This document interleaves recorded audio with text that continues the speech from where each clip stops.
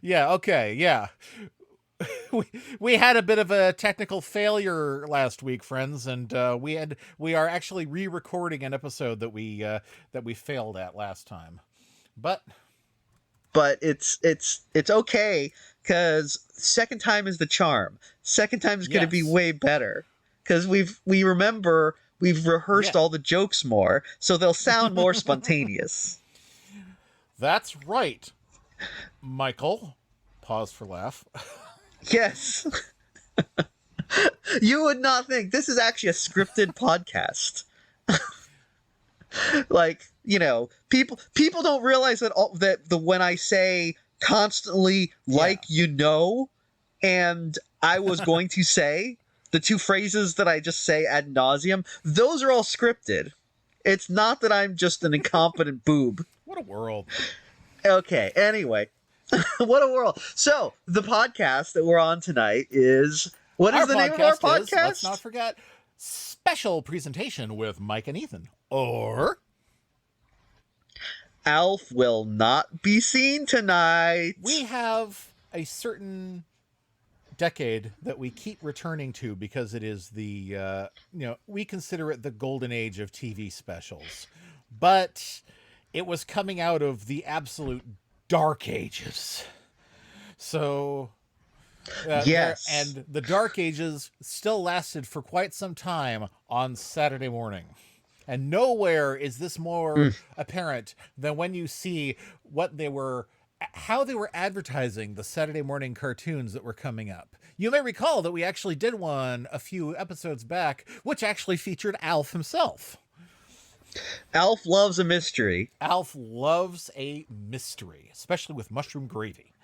Yeah. But I have to say that Alf Loves a Mystery was at least, they tapped into the fact that children of the 80s liked sitcoms that appeared on television contemporaneously in the 80s. So, Golden Girls, Alf, some other one about a butler. Rags to Riches, I guess. Rags to Riches, thank you. I was going to say Marblehead Manor, but no, it was not Marblehead Manor. Marble Hornets, right. Yeah, do you remember Marblehead Manor by any chance? Do you remember that one? I have no memory of Marblehead Manor. Oh, okay. Yeah, it's not as well. It's about this rich guy named Slender Man who he's and the wacky shenanigans of his servants, like his butler and his gardener and right, his butler Jeff the Killer and his gardener Smile Dog and yeah, and the chambermaid the rake. It's like and the falconer Dogscape. Yeah, it was a sitcom that you watched it, and the characters would constantly be dripping like blood from their eyes, and you could tell it was like real blood, not like fake stage blood. And then it would look straight at you through the screen and said, "You're gonna die next, Cameron." But who was phone? Who was phone is the big question. Anyway, and that's why kids just focused on Saturday morning, where the only thing you had to worry about was that, Michelangelo would look at you right through the screen and say, "I'm going to bite your dick off, Kevin." Oh, he said that to you too? Yeah, he kept calling me Kevin. Yeah, I think it's just a thing, because Michelangelo just calls everyone Kevin. It's kind of weird. I think he's actually got he's got some sort of problem. They don't talk about it enough. Anyway, well, we completely derailed here. Anyway, we were talking about. So, yeah, Alf Loves a Mystery, definitely has appeal for the kids because kids love Alf and they want kids to love the new Alf cartoon. I was never, as a child, at any point under the impression that kids were at all supposed to be, supposed to like the Dukes of Hazzard. No, I think the Dukes of Hazzard was a television show in the 1970s for adult viewers. You could watch it and it had all the things adults liked, like fast cars, girls in short shorts. Yes. And I guess that's pretty much it as far as the appeal goes. Cops and fat men in tight white suits. Yes. I think it's like the Dukes of Hazzard is, I think we mentioned this in our aborted episode, that television in the 70s and into the 80s had to be kind of big tent because there's only like 4 channels. Right. So even the adult stuff was very often pretty childish, so that, like, kids could be in the room at the same time. I What do you specifically remember? What do you remember your kids? Your kids. I'm sorry. What do you remember your parents watching as a child that you had no interest in? Murder She Wrote. Yeah, that's Yeah. definitely an adult show. Yeah. The one episode I remember being interested in was the one where they had Elvira as a guest star. Oh. And it wasn't because of actually Elvira at the time, though she was good too. It was because there was an actual ghost in that episode. So I was like, oh, okay, this is actually interesting. Otherwise... I think there's an episode of Murder, She Wrote where the cartoonist who drew Ziggy was a guest star. Wow. That is another crazy thing about the 80s, like that... cartoonists were kind of like celebrities, almost like the Cliven cartoon. When Kathy Jezisiewicz was like a guest on the Tonight Show, and it's like, imagine that happening today. Yeah, I mean, who would they have as a guest on the Tonight Show now? Maybe. What's her name? Olivia James. But I think she's trying to. Mm-hmm. I think she's trying to maintain a low profile. Olivia James, I could see having enough clout to get on television. If you were going to take a cartoonist, I feel like she's still, I feel like she's still a little too intellectual for the wide market. But yeah, she's probably the most likely person to have on as a cartoonist. Maybe Kate Beaton, if people still are into Kate Beaton. I don't know if she's still around. Kate Beaton. Maybe Ryan North. I could see having him as a guest. Yes. Good old Ryan North. He drew one comic. Yep. Except he drew didn't. One comic, and it works so well. More power to him. Let's see. So Ziggy was on Murder, She Wrote. But Ziggy Murder himself. Yes. But Murder, She Wrote, it felt too adult. I do remember my parents also watching the A-Team, which I did actually like because I thought Murdoch was funny. But again, these were things, and even back then, the A-Team, I remember, was very controversial because it was considered way too violent for children. Although if you watch it now, it's just literally like, oh, these guys are just, they're just running in circles and like punching near each other's faces.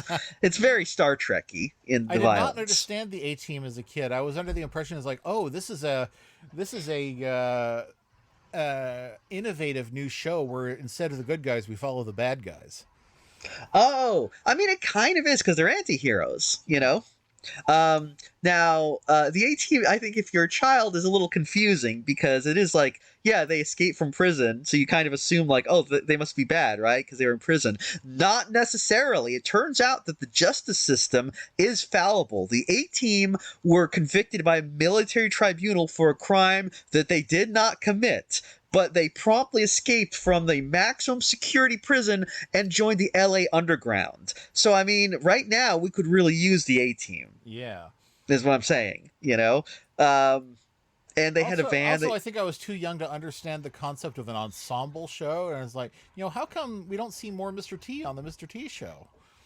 That's true. It's also confusing because he is B.A. Baracus on the show. But as a child, you're like, well, that's Mr. T, right? Clearly, the character and the actor have the same name. Yeah, they hired Mr. T to play Mr. T, but they gave him a different name. It's like if they had, if they hired... It's like if they hired Pee Wee Herman to play a character who was clearly Pee Wee Herman, but they called him, Ed Sullivan. Yeah, he was like, what if they hired Pee Wee Herman to play a bellhop who said, "Paging Mr. Herman"? Oh God, every second of that movie is such gold. Honestly, it is. Oh my God, it's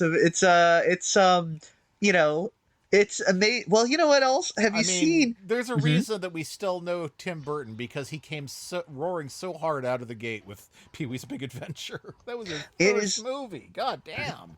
Pee-wee's Big Adventure is a surprisingly good movie for what it is, because you're not expecting much. It's Pee-wee's Big Adventure, right? But no, it is an incredible film, followed up by one of the worst films ever. Oh my God. Big Top Pee-wee? Yeah. Big Top Pee-wee. More like Big Top P.U. because it's not good. It stinks. I've told the story before on the show that I rented 2 movies for a weekend, one of which was Big Top Pee-wee, and about 15 minutes into it, I turned it off and put the other movie in. The other movie was The Adventures of Mark Twain, which I like a lot better. Yes, that one is interesting. If Big Top Pee-wee is just kind of a joyless slog. Yeah. I mean, yeah, it's the opposite of a laugh-a-minute romp. It's actually a laugh-an-hour trudge. It's so weird if you watch Big Top Pee-wee, because you're like, how did they do this? How did they make a movie about Pee-wee Herman joining the circus and it's this depressing? It's so strange. I don't know what to make of that film. I feel like Tim Burton probably hates that film because people are just the way that everyone just assumes Ralph Bakshi did The 9 Lives of Fritz the Cat. Yeah. Everyone just assumes, oh yeah, Tim Burton did Big Top Pee-wee, right? Because Pee-wee Herman. They assume that he did the Addams Family, yeah. So. Oh, that's true, and The Nightmare Before Christmas. So he's getting all sorts of credit for things he didn't do. He technically created the characters for, but he didn't direct it. So. Oh yeah, I mean, create the characters. Who does he think he is? An idea man? I could do that. It's based on a poem he wrote in the back of class in college. So. Oh no! Oh well, you know what? Well, put it in your fucking Oyster Boy sequel or something, okay? Yeah, for real. Yeah, get on that, Pee-wee. Get on that, Tim Burton. I don't know what else you're doing with your time these days. I don't know what he does. Beetlejuice. Oh, are they doing a third Beetlejuice in the movie now? Can you imagine them not calling it that? People would be so frustrated. I mean, they kind of, when they named the second one Beetlejuice, they kind of set themselves up where they had to do one called Beetlejuice Cubed. That sounds like an episode of the cartoon that's where they swap places, and this time Beetlejuice and Lydia are CGI, and Bury Me Not is traditionally animated. Yeah, Lydia will be all like, BJ, you can't you can't keep banging on a bongo all day. But babes, I gotta move these refrigerators. I gotta move these color TVs. Thank you. That's my Beetlejuice voice. That's not very good. That was not a good Beetlejuice. It's okay. It cut out for me, so I didn't hear it. Oh, okay. That's fine. I was just got the word color TVs, and I was like, oh, okay, that's the joke you're making. Oh, thank goodness. Yeah. Dire Straits, Talk about dire straits. Oh, the name of the episode would probably be Tired Straits, or I don't know, some pun. They did like puns. They did enjoy a good pun on that show. Oh, half the reason to watch. Yeah, that's why I've seen a lot of Beetlejuice lately on account of my wife. She likes the Beetlejuice, and so we're always watching, and it's interesting that they're always, because Lydia always calls him BJ. But it's like, you do realize that his name does not have a J in it. His name has a G in it. It's no. Betelgeuse. It's spelled It's spelled Juice in the show. Oh, well, I guess. Well, it's confusing that it's an alternate universe. It's like Tenchi universe or something, that he's not actually the same Beetlejuice as in the movie. Yeah. No, that was the explanation I came up with for it. Was there needs to be a scene where there needs to be a scene in the third movie where he's talking to Lydia about it. It's like, maybe you don't realize what big celebrities we were. Have you even seen our Saturday morning cartoon? Click. And she's like, did you really know a French skeleton? I lived through the Black Plague. I know a lot of French skeletons. Oh, Jock is a very good character. Get out! Get out. We knew we could wake you up this way. You're talking about Beetlejuice. It's none of your Beetle business. Get out of here. Beetle If you Business, want to that's know, another episode. Yeah. Oh, is it? That's a good one. If you want to know what we're talking about, go listen to the podcast when it drops next week. Do you even listen to our show? Yeah. Go listen to it. You'll hear all about Beetlejuice. Now go away. But I can hear about it now. No, go away. I'm busy. This is my work. This is my work. I don't come down to your work and slap the dick out of your mouth. That's an old joke. She doesn't get it. She's looking at me in confusion. I'm not looking at you in confusion. I'm looking at you in annoyance. Oh, it's a classic joke about jobs that involve dick sucking. Yeah, I get all right, the joke. Go. I think it was funnier on the kids in the hall when they said, "Ma'am, do I come to where you work and jump up and down at the foot of the bed?" Well, if I had, I'm not good at improv. I didn't have time to think of a better joke. You have an improvised podcast. That's true. Well, no, this is all scripted out as we established. That's right. Even the bad improv is scripted out. I'm excited to listen to this podcast episode. We had to script it. Yeah, I'm excited to listen to this episode because I am sure that I'm not saying "you know what I mean" constantly in this one. I feel it in my bones, just like Jacques. Anyway, there's no reason at all to be discussing any of this stuff because ostensibly this was all a lead-in to talk about the Saturday Supercade special where they introduced all the new Saturday morning cartoons via the vehicle of the Dukes of Hazzard. Yes. Okay. The Dukes of So, let's reiterate the lead, the thing they want you to watch. The star thing that takes up a huge block of time on Saturday morning is Saturday Supercade, and they decided to introduce it to you with a hog calling contest. Yeah. They knew what kids who like cartoons about video games really wanted. It's very puzzling, and I think because this ran in prime time, they kind of had to be like, well, the kids just want to see the cartoons. We have to put in something for the adults too. And apparently the adults liked the Dukes of Hazzard, even though the Dukes of Hazzard is basically a children's show with no appeal to children. Yeah.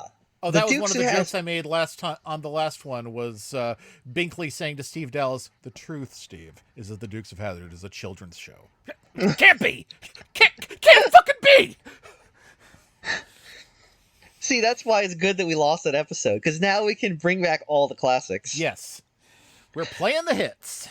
So, the Dukes of Hazzard, it is a children's show for adults, or you might say children at heart. Yes. Your child at heart. You love fast cars and loose women. You love seeing I do not know the actress who plays Daisy Duke. Yeah. You love seeing a Daisy hot Duke lady in her Daisy Dukes. Yeah. Doing Daisy Duck stuff. Yeah. Now you might think, because I'm sorry, I'm going to derail to go on a rant about Daisy Dukes now. Us? Okay. Derail? I know. We're really breaking the mold in this episode because if you like Daisy Dukes, you might be thinking, imagining, a hot lady, a sexy lady wearing Daisy Duke shorts. You're probably thinking like, oh yeah, she's probably wearing little, cut off denim shorts. I bet it's real hot, showing off all her ass cheeks and legs and things, as these shorts are designed to do. Now, you would not think, if you actually watch the Dukes of Hazzard and the original Daisy Duke, who wears the original Daisy Duke shorts, because it's primetime television and a television show for babies, they're like, no, we can't actually make her look sexy. What if they made it look like she's just wearing this weird giant denim diaper? Anyway, the Dukes of Hazzard. It's a show for babies. But Sid and Marty Kroft joined forces with Scott Baio in order to bring us this Dukes of Hazzard themed introduction to Saturday morning video game themed cartoons. Yes. Starring, it stars Scott Baio and Sorrel Brook, Sorrel, or is it Sorrel Book? I always remember him as just Boss Hogg. Yeah, he's Boss Hogg. Oh, his name is Book, huh? And James Best, Mm-hmm. and a extremely shaped Amish man named the Kroft Puppets.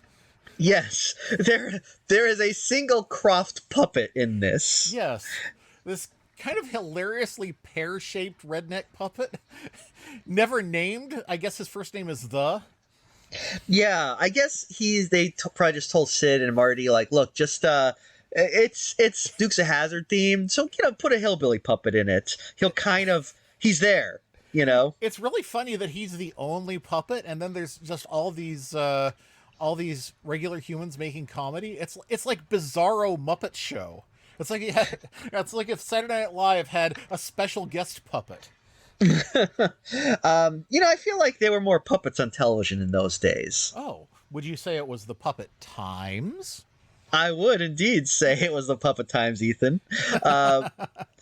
That's the problem with today's media. We don't have enough puppets, I think. I think I speak for both of us here when I say that they should put more puppets in things. More puppets in things, yes. Yes. This is me putting on my Hawaiian shirt and a French horn on my head and coming out to proclaim more puppets on things. Yes, and all left feet will be named Eric. And my brother shall be renamed Left Foot. Yes. Now, so basically the plot of this special is it starts off with Scott Baio has built a disco in rural Hazzard County, Alabama, because it's a kind of thing Scott Baio would do, right? I mean, it seems pretty in character. The man is not known for making good life choices. Yeah. What Literally all I know Scott Baio from is that Mystery Science Theater sketch where Crow gets the record for co-starring with Scott Baio, you. I feel like he was in Charles in Charge, I think. Yes. And okay. He was on Joni Loves Chachi. Ah, okay. I feel like, well, it's a weird thing. I feel like he was kind of one of those guys. Was he like poised to get big and then he didn't or something? Because he's kind of a Corey Feldman-esque character in the media landscape where he is a perennial punchline to any joke where you want to say something about a celebrity. You can just plug Scott Baio in there. Yeah. And that's accurate because he's Corey Feldman level, but not as obscure as Corey Haim. Yes. Now, I don't know if Scott Baio had kind of an afterlife in direct-to-dumpster Christian programming. I think that was someone else from Charles in Charge. Oh, okay. For some reason. That was Bible okay. Man.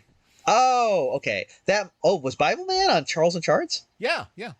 Damn, I didn't know that. Okay, I must be mixing them up. You didn't recognize him without the armor. No, I didn't. Yeah, I can't believe I didn't know that. I guess I was mixing them up. It's hard to know because half of those people on those sitcoms went on to become like cult people. Yeah. Like all the Camerons or the Kirks or whatever. Oh, yeah, that Kirk Cameron and Candace Cameron Bure. She's like, I mean, he's the really crazy one. She's just sort of crazy. I don't know. Like, I read a thing the other day where she thought ghosts could come out of her television. Yeah, so maybe she'd been listening to her brother. I was very confused because it said Candace Cameron from Full House, and I was just like, who is she on Full House?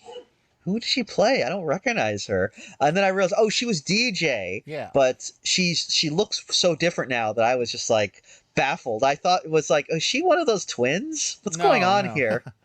No, she was 13 when she was on Full House, and I think she's gotten some plastic surgery because I think even on the show she was kind of self-conscious about how round her face was. Oh, okay. Well, that explains why she looks so different. So what? I guess you know what? Everyone always makes fun of the Olsen twins for becoming billionaires, party hard, billionaires, but they seem like they went okay. They did okay for themselves. They didn't become like crazy cultists, as far as I know.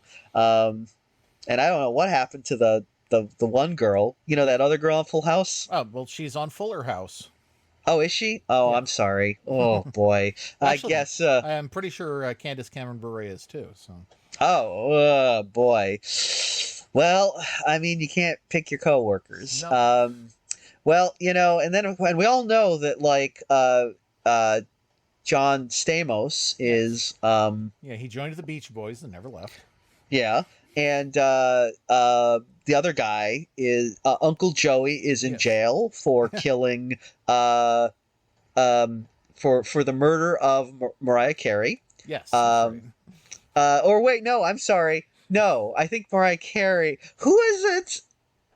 Who did she killed a bunch of people? Mariah Carey killed a bunch of people? Who is like Uncle Joey was dating a girl in real life who was kind of didn't actually kill a bunch of people, but like kind of acted like that girl that like hung out with John Belushi and like major celebrities just kept dying in her orbit because she was. I don't know who she is, but it's a well known rumor, possibly fact that Uncle Joey it was in fact the subject of the song "You Ought to Know." By Mariah Carey? No, by Alanis Morissette. Oh, that's it. Alanis Morissette. She's the one that kills people. Oh, She's killed she's killed like a whole bunch of people. I mean, a whole bunch of celebrities in her orbit have like mysteriously died. I think because I think she killed Kevin Gilbert. But anyway, and someone else too, I'm sure. Anyway, this also has nothing to do with today's topic of discussion, which is the Sid and Marty Kroft puppets. Yes. On the Dukes of Hazzard. Anyway, Scott Baio. That's why we're talking about all this. Scott Baio is putting together this disco, but he is interrupted in his soiree by the twin menaces of Boss Hogg and Sheriff Ronnie Coltrane. Sheriff Robbie Coltrane. Yeah, let's go with that. Yeah, Sheriff Robbie Coltrane, and who comes to the window and says, "You're a wizard, Hogg."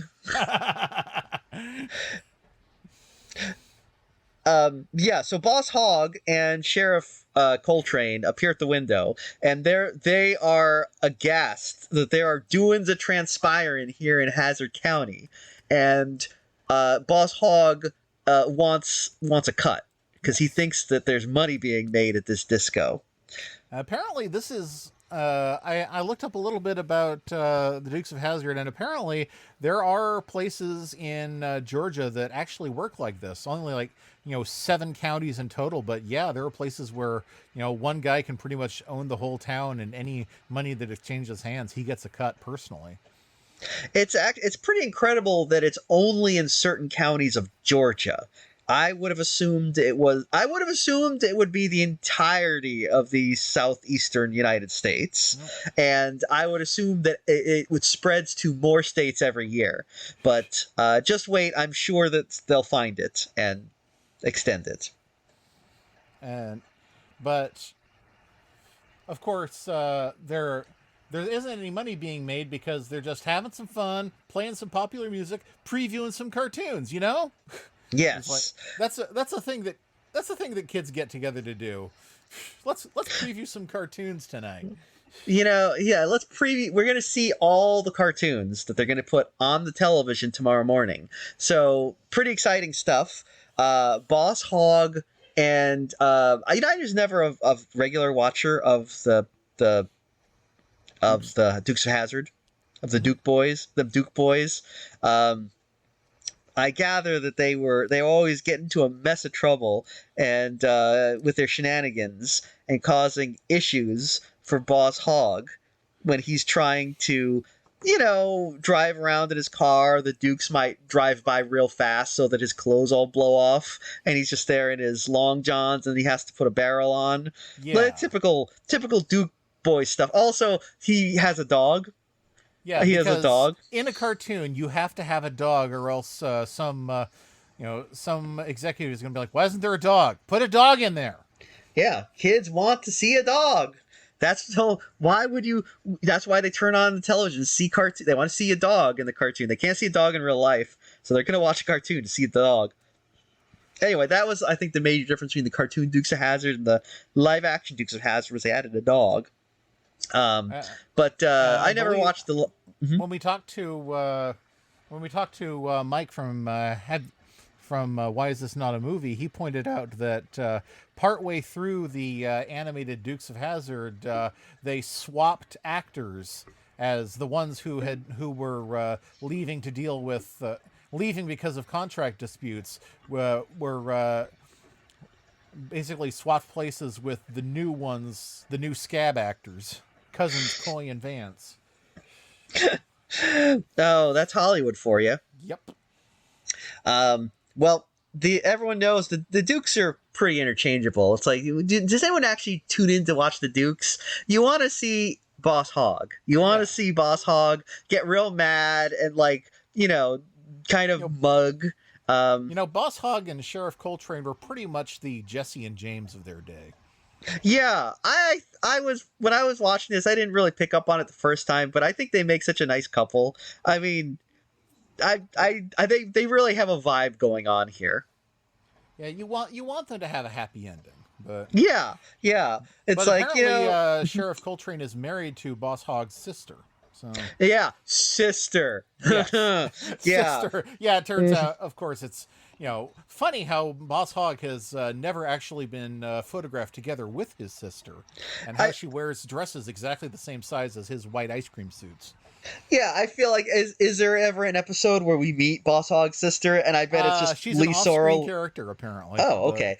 I'm sure though, like if they ever did an episode, it would just be Boss Hogg and Drag, right? Yeah. They would just do that. They do the Star Trek split screen thing. Yeah. Okay. Anyway, I think it's what I gotta say. I support them. Yeah. I think that's fine. I think it is sad that because of the prejudices of rural Hazzard County, Alabama, they have to live this charade and they can't just be open about who they are. But I feel that would have lost the appeal of the show if they did a spinoff where Boss Hogg and Sheriff Coltrane moved to like Castro Street.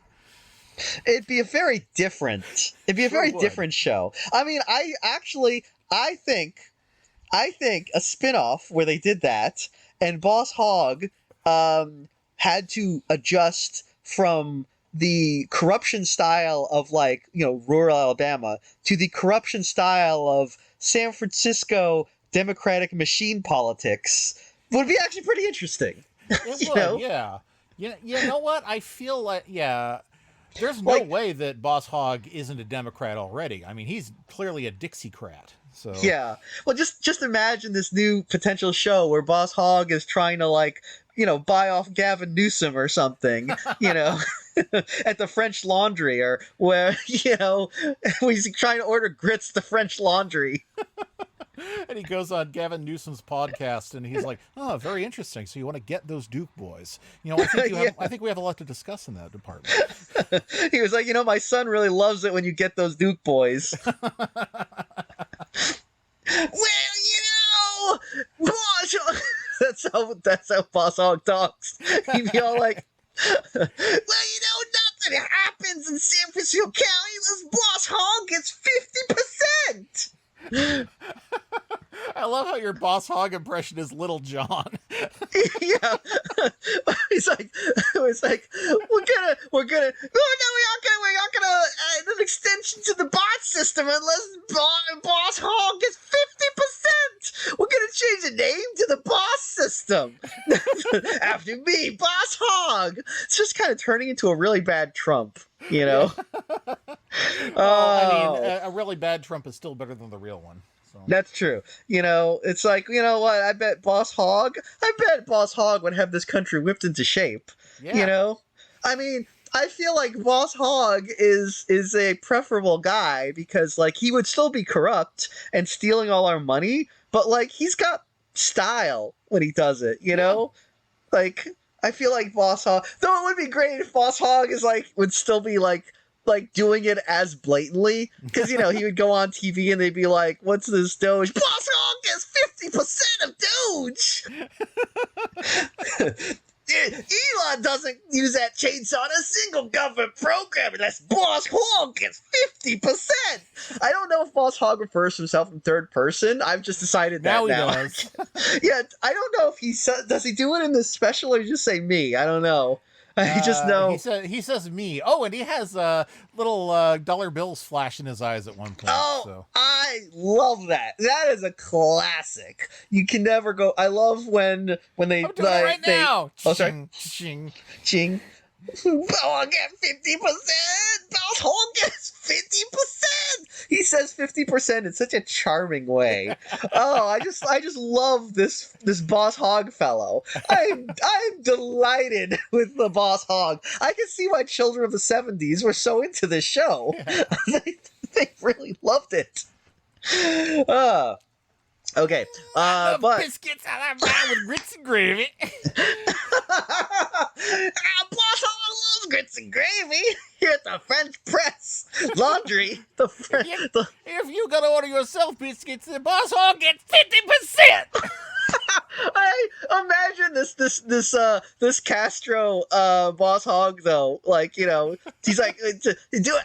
Because, like, Sheriff Coltrane is like, oh, Boss Hogg, we're supposed to go out to the leather bar. Boss Hogg's got a meeting with, you know, the Senate Democrats. I gotta put avocado on my biscuits and gravy.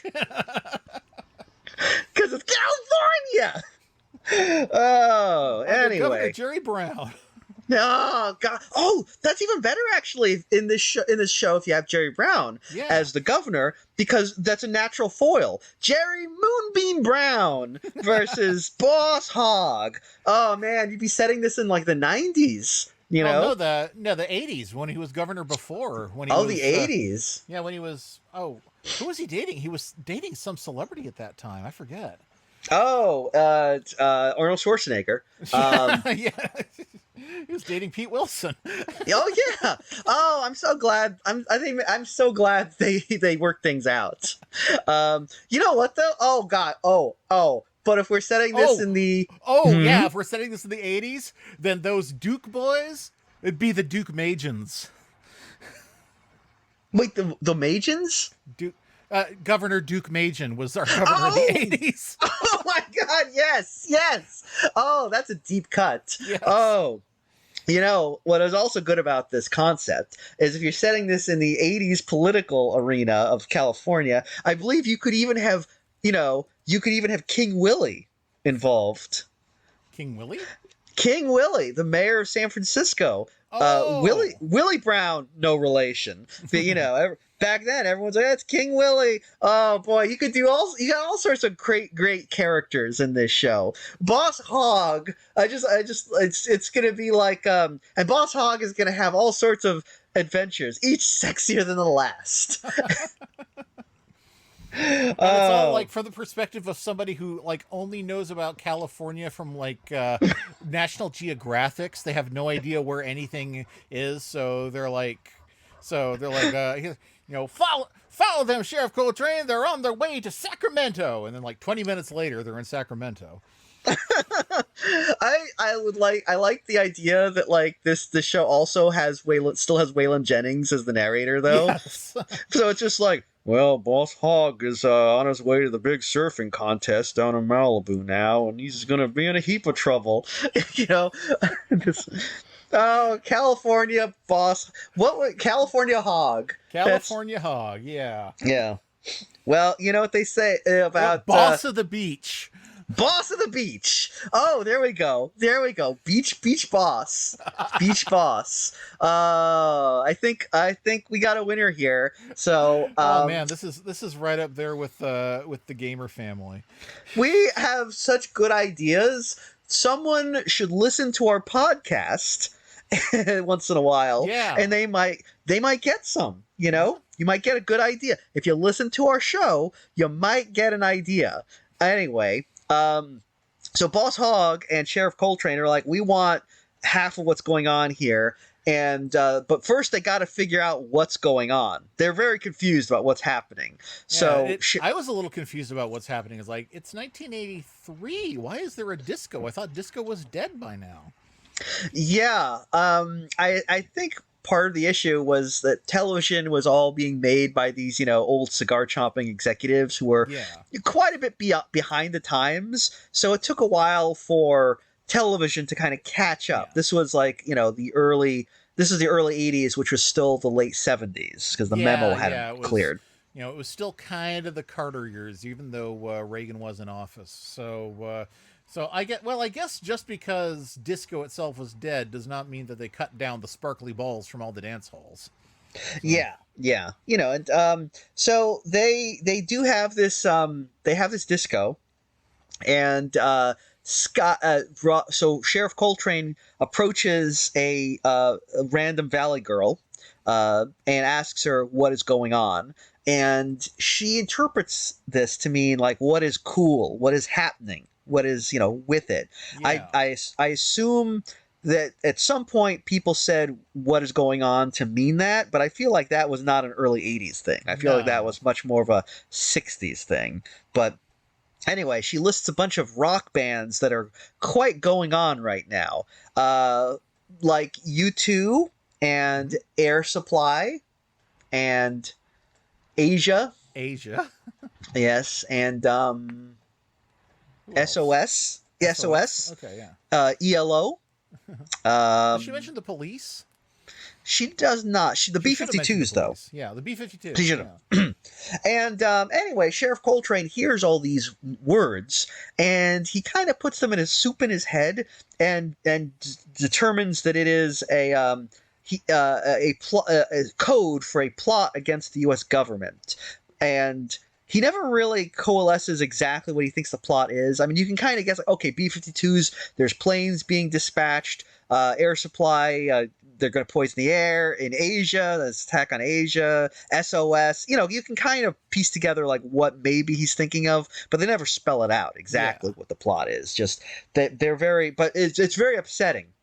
Especially because Boss Hogg has completed a handshake deal with Scott Baio to own 50% of this disco before Sheriff Robbie Coltrane informs him that he has become party to a terrorist act.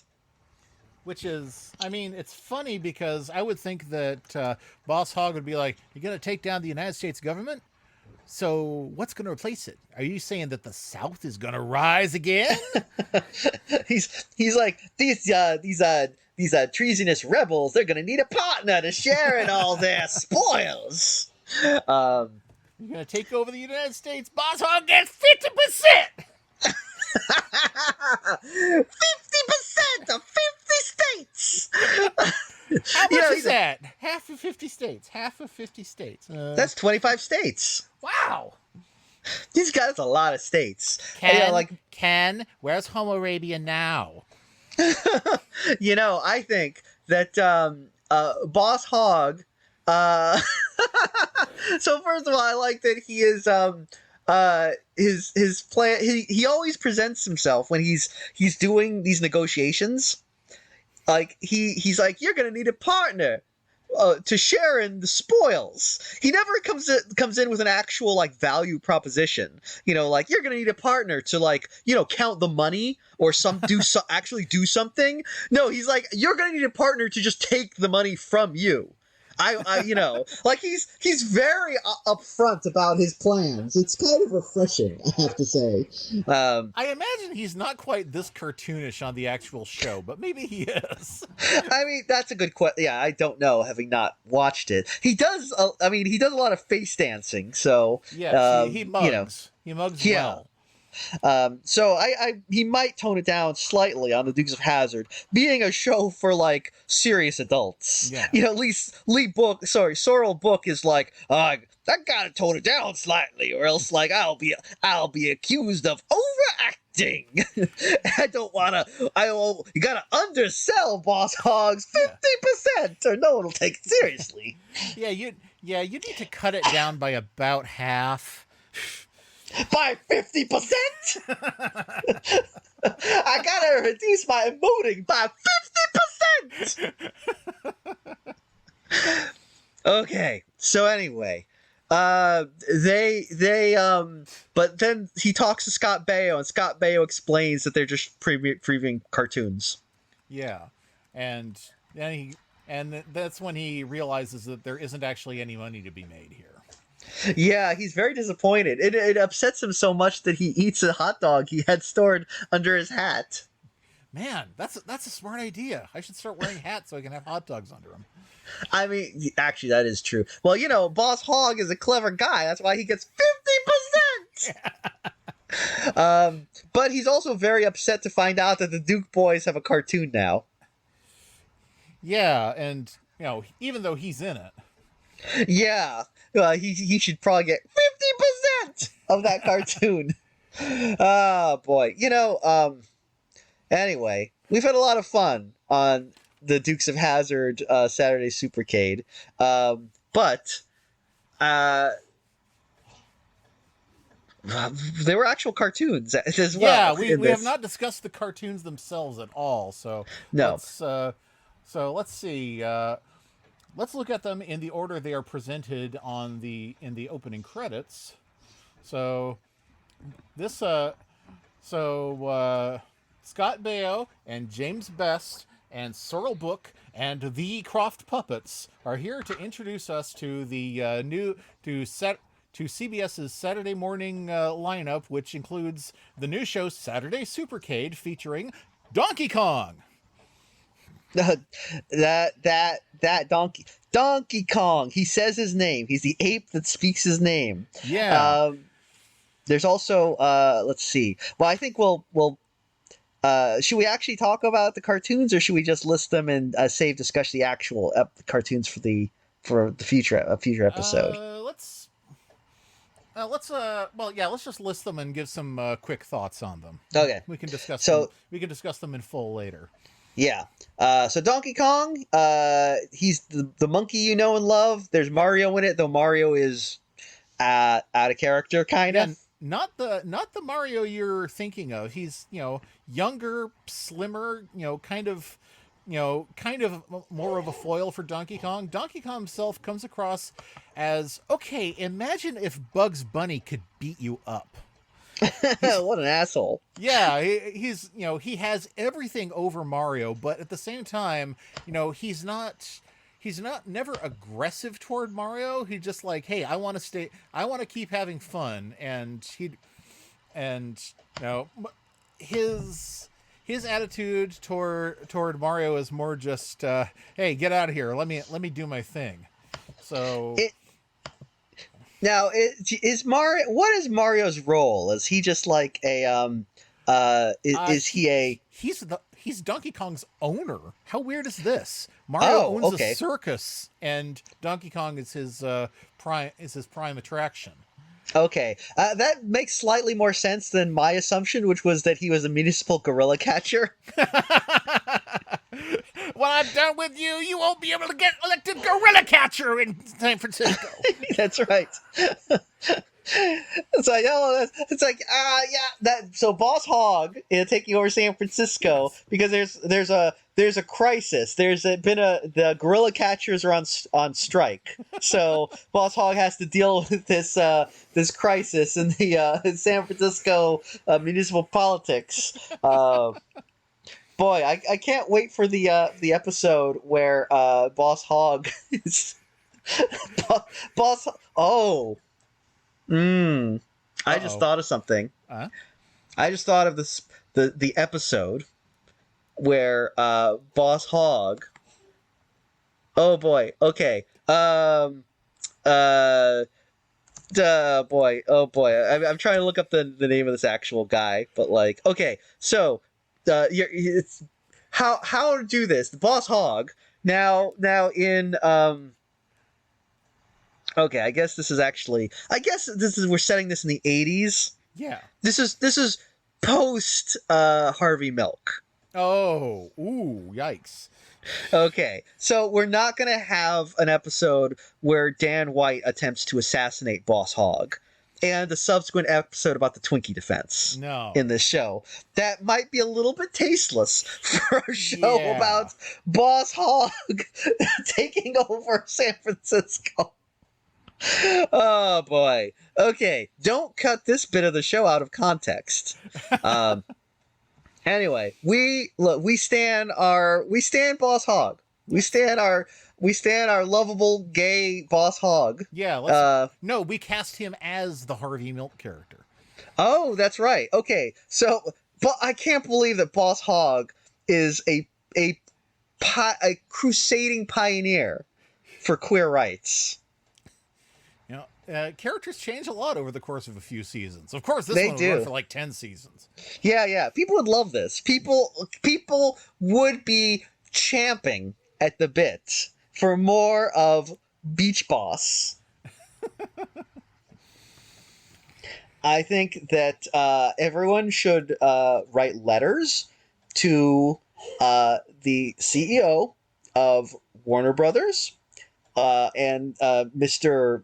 Zalatsky, and the CEO of the Walt Disney Corporation, Mr. Bob Iger, and the CEO of the third media company that still exists, and tell them all that you are hungry, nay, famished for quality entertainment served piping hot like Beach Boss, as articulated by Mike and Ethan of the podcast, a special presentation with Mike and Ethan, or Alf will not be seen tonight. Please pay them lots of money for this idea. Anyway, I'm sure this will work out great. This is great. How are we Out gonna of the divide goodness it? of their hearts, these three CEOs will come together and just give us, to pool their meager resources to pay us for this Beach Boss idea. Okay. All right. Anyway, Where were we were speaking of Boss we were talking Hogg. of Donkey Kong. Donkey Kong. Yes. So Mario is he owns a circus, and so he's always chasing Donkey Kong to try and force him to come back and work at the circus. Yes. Pauline is here, but instead of Mario's girlfriend or amiable ex-girlfriend, as they are portrayed now, she's his niece. Okay. I mean, makes sense. Yeah, that's like, just the cartoons. They never reproduce. It's just their siblings do. And Yeah. Well, you know. yeah.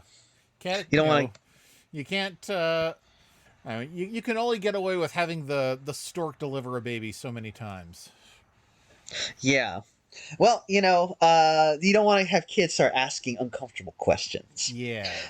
Now, however, the thing is, although Mario and Pauline do not fuck, we know that Donkey Kong did, because we also have the TV show Donkey Kong Jr. Yes, we know that, and we know that Donkey Kong's.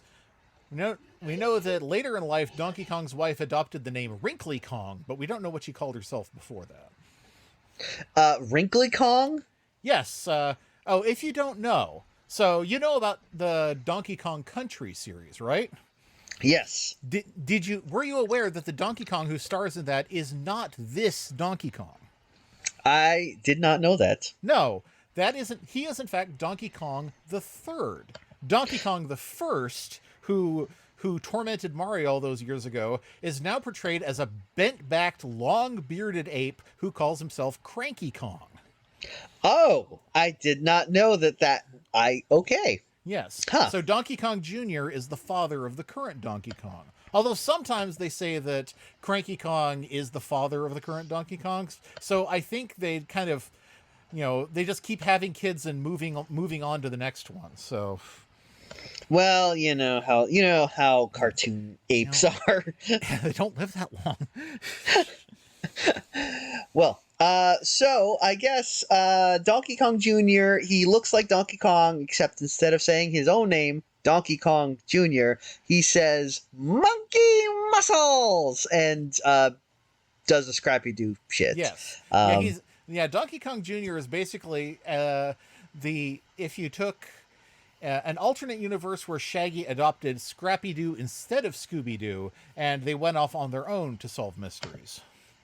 And yeah. Scrappy, I don't know if this is true about Scrappy, but I always suspected he actually could flip everyone's shit, and it was Shaggy's fault that they didn't just let him go ham on whoever.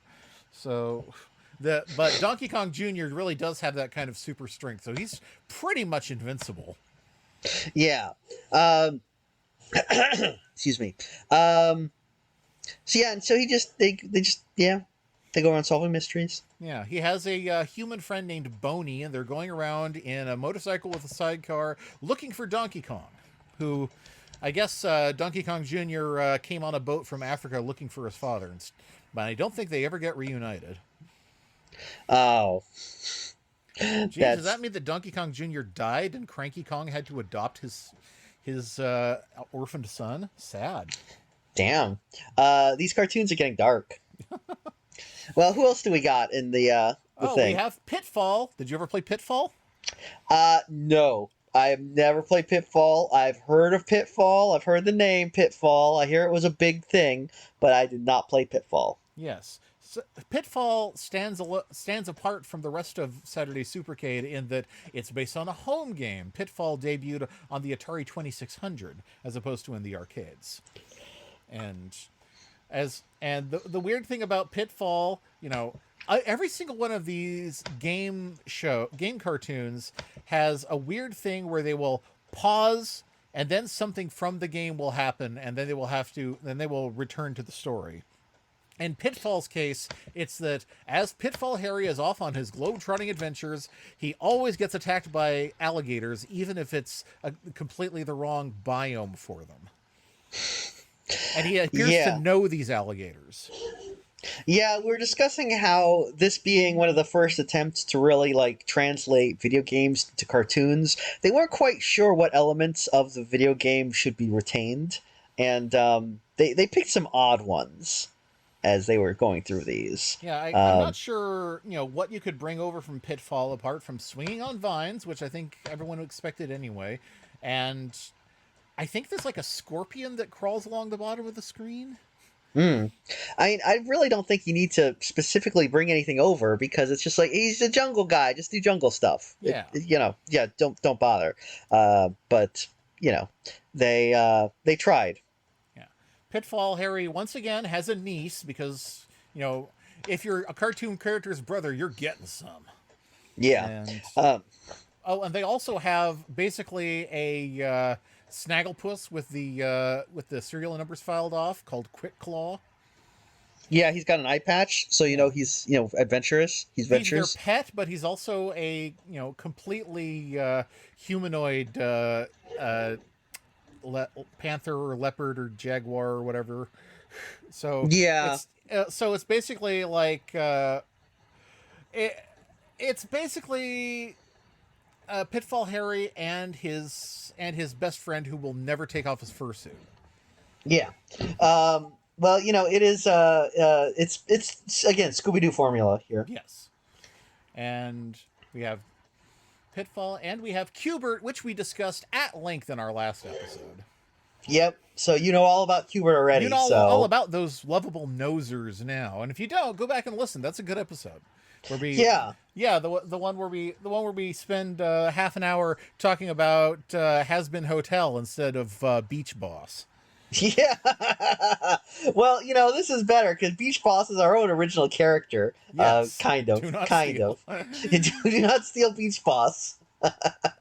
Well, however, Has Been Hotel. No, let's not talk about that. Let's focus. We're gonna focus. We're gonna get through these. Yes, so we've got Frogger. What's next? Frogger. Okay, so Frogger. Frogger is a reporter for some reason, and he has there's a turtle and a lady frog who hang out with him. Yeah. They do reporting stuff, which mostly involves solving mysteries Scooby-Doo style, which kind of makes sense. I mean, they're investigative reporters, so, It still doesn't really tie that much into the video game, which is all about crossing the street. Right. I would think it would, the best way to do a Frogger cartoon would be to sort of, would be to have them be reporting on human territory encroaching the swamp and, basically make it a big metaphor for redlining. Oh, yeah. Or what if you just had them wait, what if Frogger is a game about frogs and cars? What if you made the cartoon series about frogs in cars? Ooh, okay. I'm on board. So And you could frogs have and them. cars. Yeah, frogs and cars. It'd basically be like the Dukes of Hazzard, except they're frogs. And you could have the villain be Boss Frog. Oh, no one gets anything in this swamp unless Boss Frog gets 50%. Oh. Oh, gee, my first thought was that they were racing, so it was like tadpole position. Oh, actually, that's pretty good, too. You can just combine those two shows into Yeah. one, So anyway, so there's Frogger. And Let's then see. there's something that's actually relevant to us. It's our incredibly loose tie-in here. It's the Charlie Brown and Snoopy show. Yeah, that's not based on a video game, although No. there was a Boo. Snoopy video game. I mean, there was a Peanuts video game. There was Snoopy versus the Red Baron or whatever. I played that one a lot as a kid. Mm-hmm. But yeah, this is just regular old Peanuts, so meh. Yeah. But then there's Benji, Zax, and the Alien Prince. Okay, so I never watched Benji as a kid. I don't know anything about Benji. I assumed he was just a dog who went on adventures in the woods. He goes in the woods and he sees a bear or something. That's what I expected Benji to be out. I did not expect that Benji would be an alien prince and a little Alfie the robot type thing. This really ridiculous looking robot that's like, give me a cross between R2D2 and E.T. in 5 minutes. Yeah. It's like, well, it's like, you remember the Muppet movie with 1980s robot? He's here. It's 1980s robot. Once again, we got to have dogs because they think no show is complete without a dog. Kids love dogs. Yep. They can't get enough of them. They didn't have a dog on Dungeons and Dragons, so they gave them a small unicorn instead.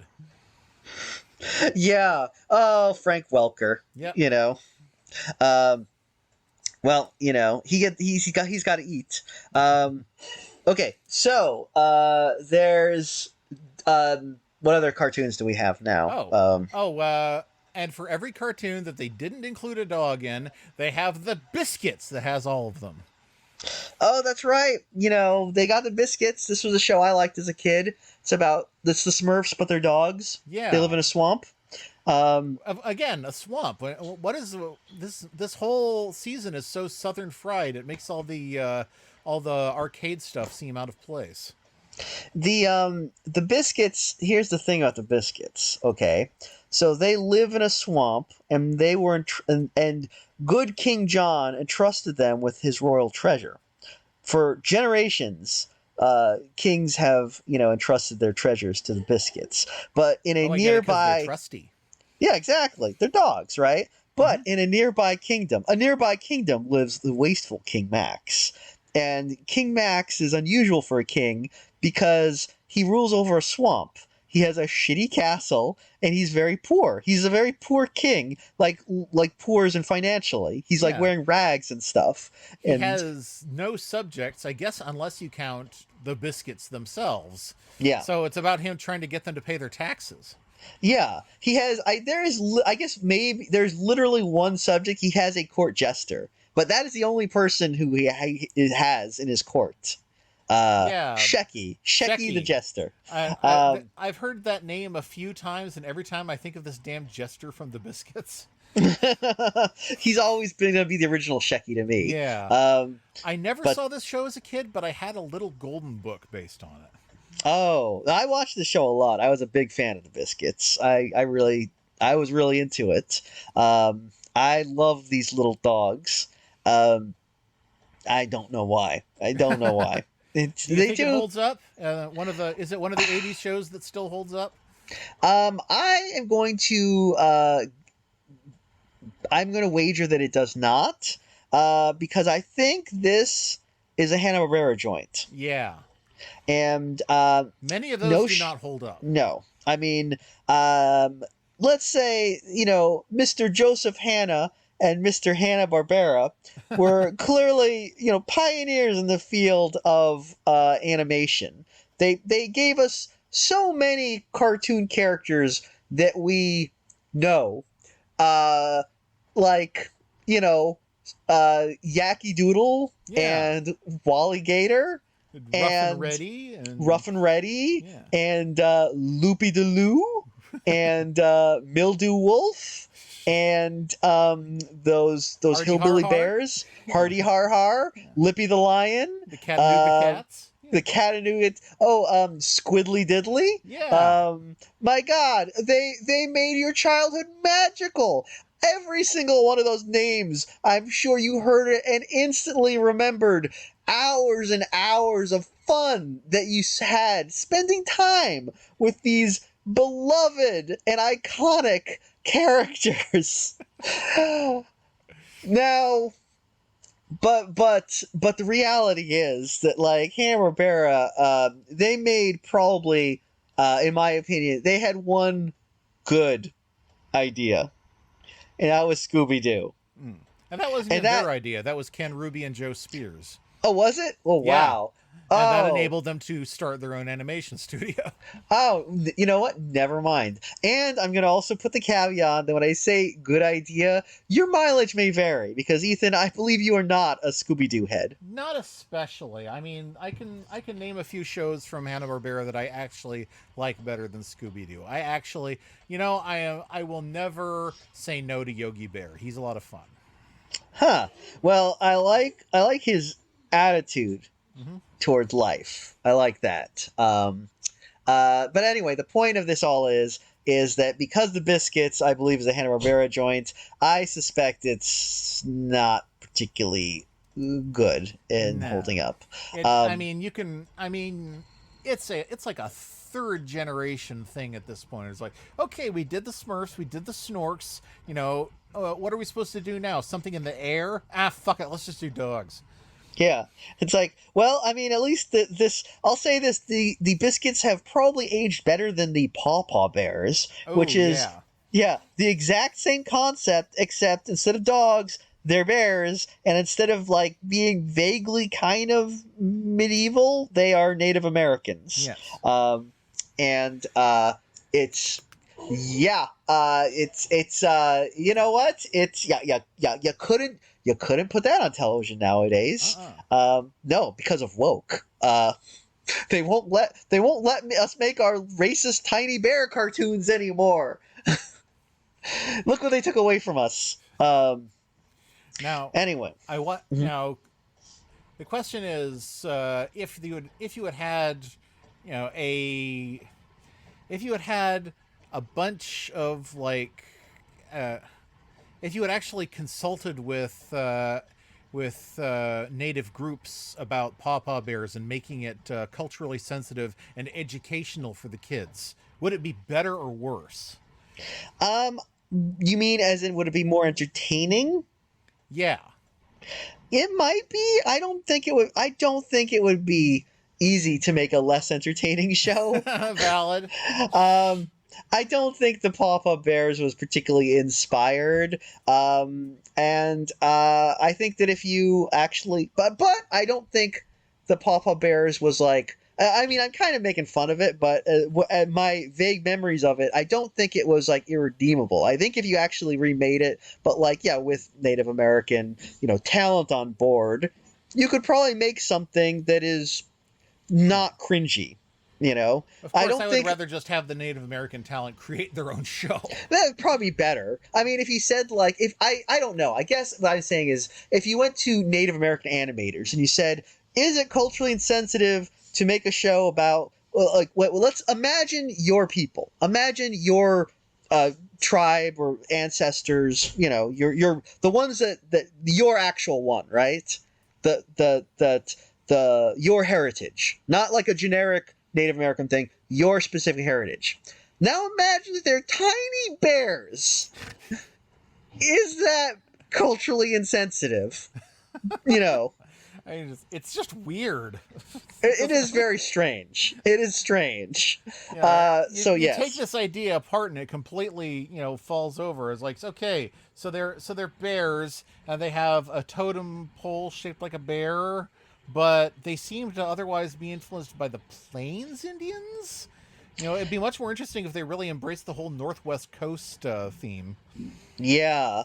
Well, Yeah, I'll say this: the show doesn't have the oomph that Beach Boss does. No, so you can see why Hanna-Barbera barely made has it. half. No, 50%. You said the magic word. Okay, so Papa Bear's not in Saturday Supercade. No. Biscuits was the Saturday Supercade. Well, we had more to say about the Papa Bears somehow. Well, we'll probably talk about the biscuits when we actually talk about the cartoon. Talk about the cartoons. So, what other cartoons do we have on Saturday morning Supercade? Or is that that was it? Apart from the Dukes and the Dukes.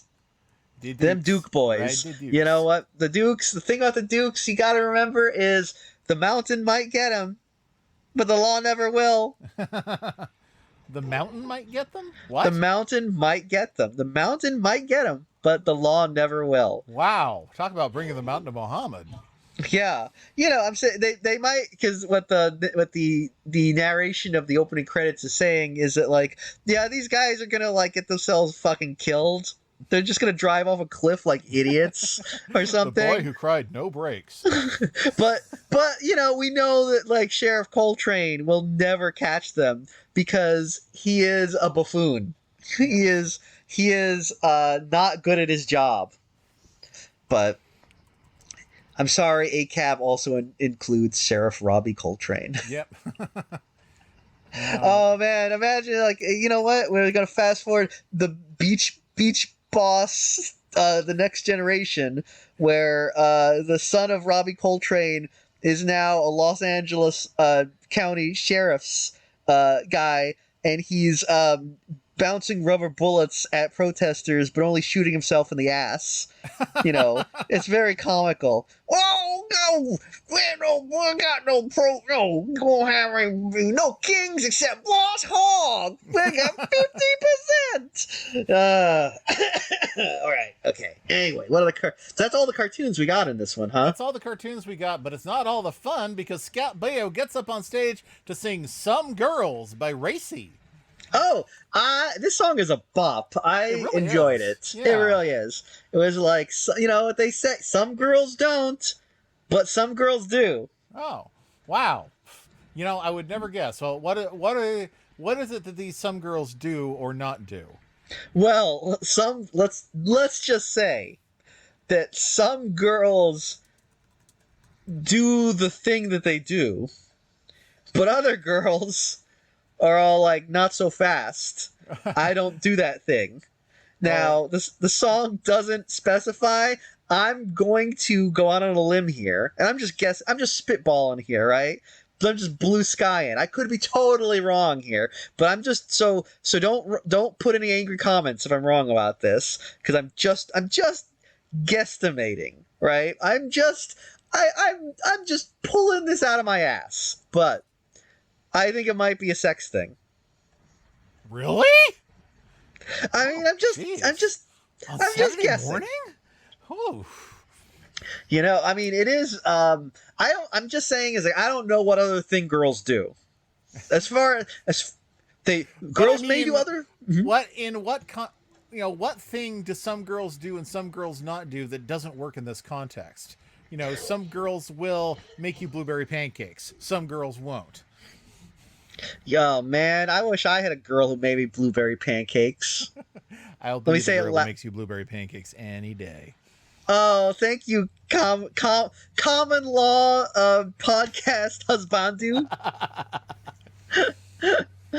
Oh, I'm gonna just start yelling that to my wife. See, Ethan would make me pancakes. Yeah. Well, I'll make both of you pancakes. Oh, that's even better. We're gonna have a pancake thruple. Yeah. Oh, well, this is getting quite spicy for Saturday morning. I guess it's actually not well, with pancakes, it's not a thruple; it's a syruple. Oh, bam! You're on a roll. Okay. Well, I guess, is that everything for Saturday morning Supercade with Scott Baio and Boss Hogg and the Sid and Marty Kroft puppets? Yes. All right. I mean, there's nothing else that I care to discuss. Yeah. We barely mentioned that puppet, but he was there. He was in it. that puppet gets a lot of FaceTime for someone that I don't think even gets to make a joke. Yeah, he pretty much he kind of does the Waylon Jennings thing in this. He's like, "Oh, Boss Hogg is here. Oh, well, I guess Wait, come is back." that who the puppet is supposed to be? Is it supposed to be Waylon Jennings? It kind of looks like him. Oh, maybe it is. Maybe it is. That kind of scans. That makes. Oh man, we blew the lid right off this. Oh, Man, yeah, I think it is supposed to be Waylon Jennings. Either that or it's supposed to be Hank Williams Jr. you know what? People should stop listening to true crime podcasts, and they should listen to us to get the real investigative journalism. Because this is big. This goes all the way to the top. I can't believe nobody until this moment has ever figured out that the Sid and Marty Kroft puppet is actually Waylon Jennings. I wonder who did the voice of the puppet. I wonder if they were just dubbing Waylon Jennings over it. Oh, yeah, I don't know. I don't know. I guess Waylon is like, gee, am I really that fat? Gosh. Yeah, they also kind of did. They give him a wart on his nose. Yeah. It wasn't. Yeah, wow, very unflattering. Wow, Sid and Marty Kroft. I guess they spent an evening with Waylon Jennings and were like, look at this asshole. Like, look at this fucking piece of shit. Can you just imagine they're with him and they're just looking at him, just seething, like like Phil Roman seething at Bill Melendez. No, it was Bill Melendez and Charles Schultz. Sorry. Yeah.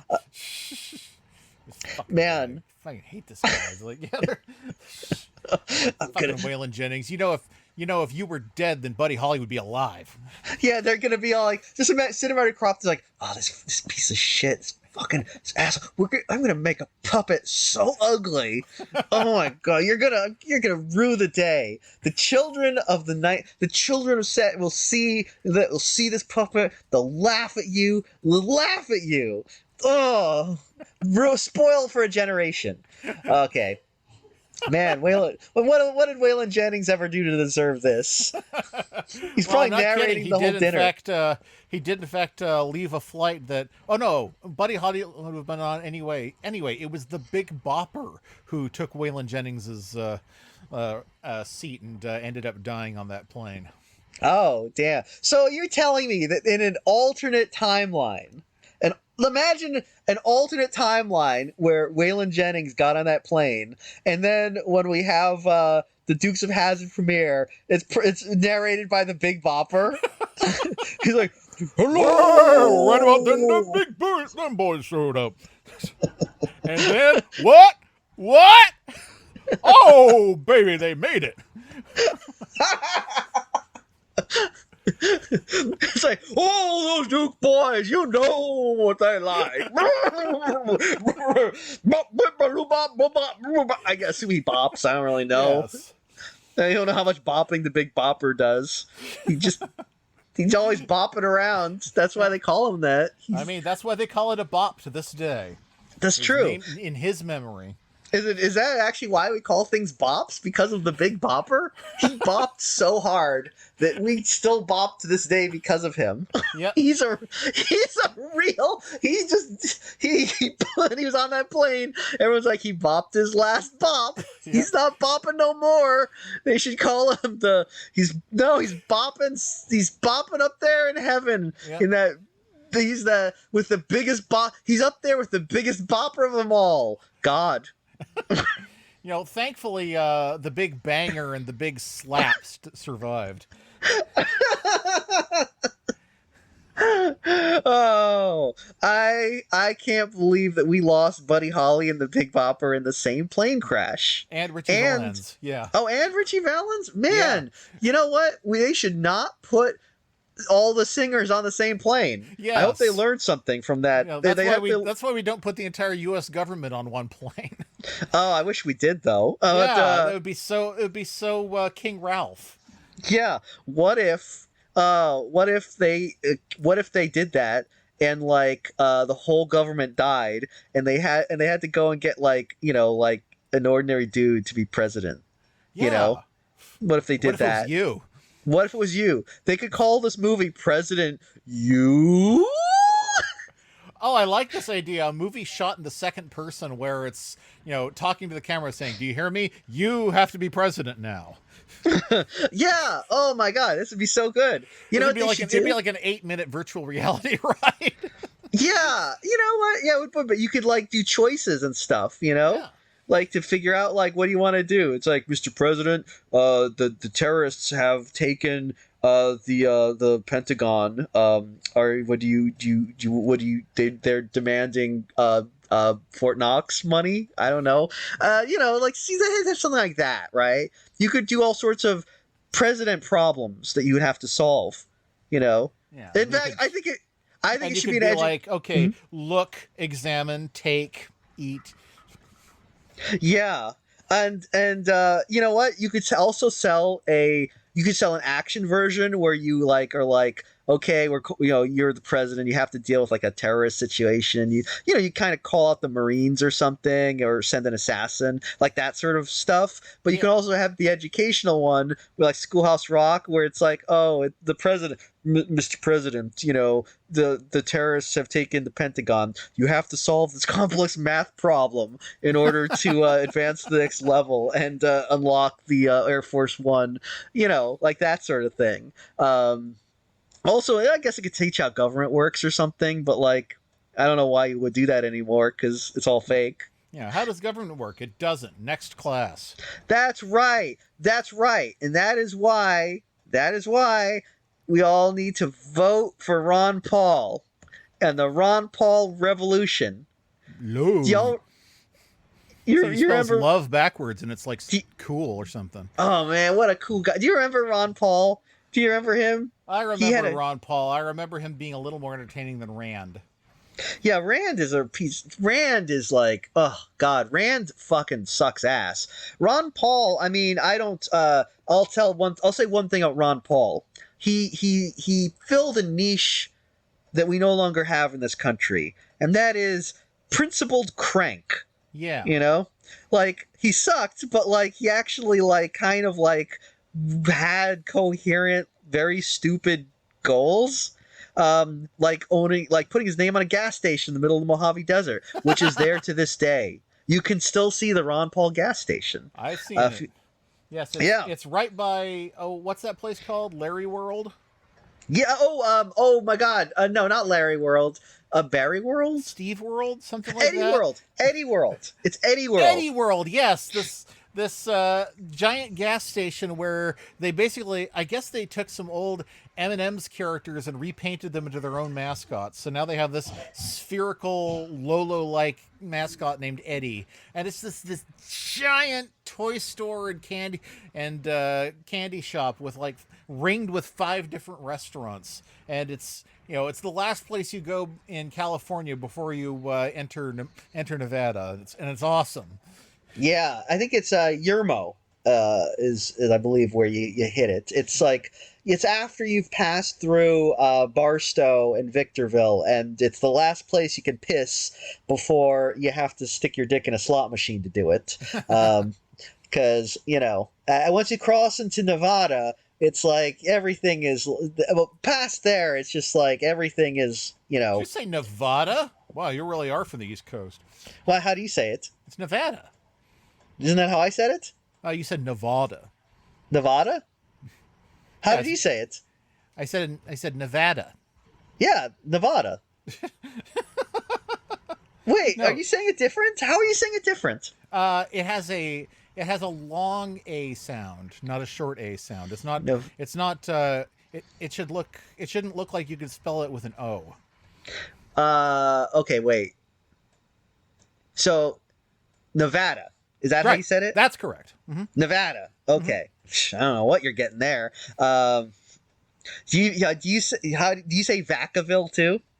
I've never heard of it. Oh, well, that's a town up here. Yeah. Yes, but I mean, how do the locals pronounce it? Because if you're from Nevada, you say Nevada, and if you're not from Nevada, you think, well, it's a Spanish word. The Spanish word Nevada, right? Right, Nevada, because the Sierra Nevada. Yes, like the mountains. Yes, but the Sierra Nevadas are not the state of Nevada. Yeah, but the state of... Well, you know what? I don't care what the people of Nevada call it. because I don't recognize them. I don't recognize them. They can say it however they want. I will pronounce it correctly. Nevada, as the great nation of Spain pronounces it. You know? The nation of Spain. The nation of Spain. Yeah, the state of Spain. Not the state. The nation state of Spain. You know? I believe they are a nation state. I believe that Spain. The interesting thing about Spain is that they the Spanish came to America, where we live, and they looked at like Nevada, the state, and they said, "Hey, look at all the snow. Right? There's all this snow. We should name this place after the snow, Nevada." Right? Like the snowy mountains, the Sierra Nevada. Mm-hmm. Right? And so that's why they called it Nevada. And then the Americans stole it from them, stole Nevada from its rightful owners, the Spanish, the Spanish, legally and fairly, were the first people in America. There was no one before the Spanish, of course, no one at all. Yeah. It was not like there were a bunch of native people out living in the surf, but they hadn't noticed there was a continent right next to them, so they were like, as soon as Spain arrived, they tried to run up on the line and be like, "Dibs," but they were too late. Yeah, see, that's the thing. Is as you know, nobody predates Spain. Spain was the first country. Spain was like, that's what they call Pangea. It was ever just Spain, right? Spain is the main. That's what I'm saying. The main Spain. On the plane. Right. Yeah, the main Spain on the plane. You can't go before Spain. There's nothing. That's it. It's Spain. So, anyway, but America, that stole Nevada from Spain, and we're going to rename it. We're going to name it something stupid. What do you guys want to call it? Let's call it something stupid. Yeah, something real stupid. Okay, Nevada. Oh, yeah, let's do that. That's what America does. Okay? Anyway, thanks for coming to my TED Talk. Yeah, the East Coast is East Coast, more like Beast Coast. East Coast. Oh, did you just come up with that? Maybe? I don't know.